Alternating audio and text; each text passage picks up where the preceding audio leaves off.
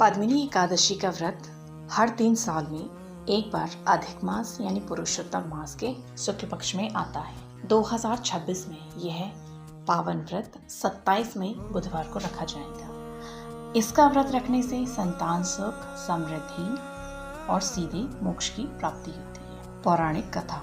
इस व्रत की कथा के अनुसार श्री कृष्ण कहते हैं कि जब त्रेता युग में पराक्रमी राजा हुए जिनका नाम था कीर्तिवीर। इस राजा की कई रानियां थीं, लेकिन किसी भी रानी से राजा को कोई पुत्र प्राप्त नहीं था। संतानहीन होने के कारण राजा और उनकी रानियां तमाम सुख सुविधाएं होने के बाद भी दुखी रहती थी। संतान प्राप्ति की कामना से तब राजा अपनी रानियों के साथ तपस्या करने चल दिए। हजारों वर्ष तक तपस्या करते हुए भी राजा को कुछ प्राप्त नहीं हुआ, बल्कि उनकी सिर्फ हड्डियां ही शेष रह गई। रानी ने तब देवी अनुसुईया से उपाय पूछा। देवी ने उन्हें मल मास में शुक्ल पक्ष की एकादशी का व्रत रखने को कहा। अनुसुईया ने रानी को व्रत का विधि विधान पूरा बता दिया।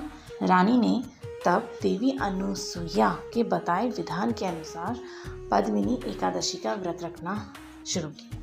व्रत की समाप्ति पर भगवान प्रकट हुए और वरदान मांगने के लिए कहा।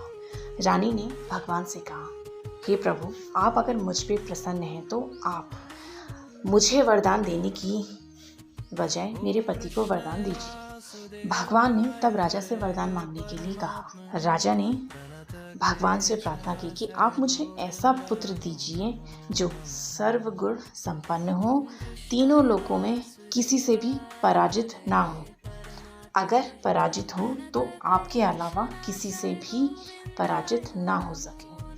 भगवान तथास्तु कहकर वहां से अंतर्ध्यान हुए। कुछ समय पश्चात रानी ने एक पुत्र को जन्म दिया जो कार्तवीर्य अर्जुन नाम से जाना गया। कालांतर में यह बालक अत्यंत पराक्रमी राजा हुआ।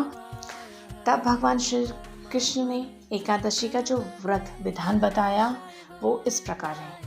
एकादशी के दिन स्नान होकर भगवान विष्णु की पूजा विधि विधान से करें। व्रत रखकर पुराणों को सुने या उनका पाठ करें। रात्रि में भी निर्जल व्रत रखें और भजन कीर्तन करते हुए जागरण करें। रात्रि के प्रति पहर विष्णु और शिव की पूजा करें। प्रत्येक पहर में भगवान को अलग अलग भेंट प्रस्तुत करें।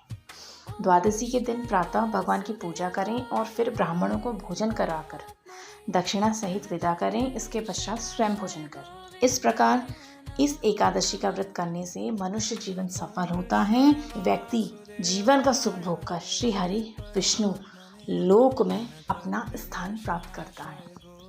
अगर आपको वीडियो पसंद आई तो चैनल को लाइक शेयर सब्सक्राइब करना बिल्कुल भी ना भूलें और इस वीडियो को अपने मित्रों परिवारजनों तक शेयर ज़रूर करें और कमेंट